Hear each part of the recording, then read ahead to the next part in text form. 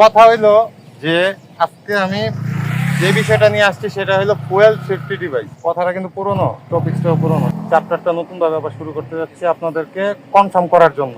বিষয়টা কি জানেন? বিষয়টা হলো আমি যে রেসার, এটা তো সবাই জানেন। আমার নাম হাফিজ ভাই এবং আমার পেজ MR99, যে কোড নিয়ে আমি রেস খেলে থাকি। আর আজকে যে বিষয়টা নিয়ে আসছি সেটা হলো 100% আপনাদেরকে শিওর করতে আসছি যে ফুয়েল সেফটি ডিভাইস পুরোপুরি কাজ করে। এবং আমার গাড়িতে আমি প্রায় 10,000 কিলো হয়ে গেছে লাগানো। তাই আমি আপনাদেরকে ইনশিওর করতে আসছি আবারও যে আপনারা যেটা ওরা বলছে সেটা সত্যি।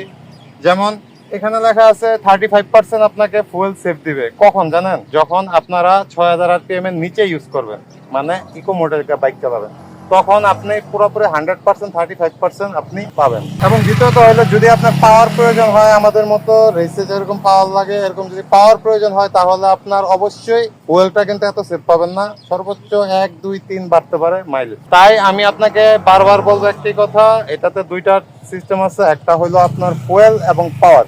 যদি ফুয়েল সেভ দিতে যান তাহলে আপনার পাওয়ার তো তখন আপনি ইউজ করতে পারবেন না, এবং যখন আপনি পাওয়ার ইউজ করতে যাবেন তখন আপনার ফুয়েলের প্রয়োজন হবে। সেই ক্ষেত্রে হয়তো আপনার যে মাইলেজটা পাচ্ছেন তা থেকে 2 3 বাড়তে পারে। তাই অবশ্যই আপনারা এটা ব্যবহার করতে পারেন। এবং যদি কোনো প্রবলেম ফেস করেন তাহলে আমার পেজ MR99 এ মেসেজ দিয়ে আপনি জানাতে পারেন। আমি ইনশাআল্লাহ চেষ্টা করবো আপনাদেরকে এটা সলভ করে দেওয়ার। আর যদি MR99 এ যদি আপনার কষ্ট হয় তাহলে আমার হাফিজ ভাই যেই পেজটা আছে সেটাতে আপনি নক দিতে পারেন, সেটাতে নক দিলে হবে। আমি আপনাকে পুরোপুরি বুঝায় সবকিছু বলে দিব। তাই অবশ্যই আমার সাথে থাকবেন এবং আপনাদের পাশে সবসময় আছি আপনাদের হাফিজ ভাই। আর আমি কোনো কোম্পানির লোক না, আমি কোনো এখানে লাল ভাইও না। আমি আসছি আপনাদের কাছে, আমি যেটা পাইছি সেটা আপনাদের জানানোর জন্য। বাকিটা আপনাদের বিশ্বাস এবং আপনাদের আস্থার উপরে।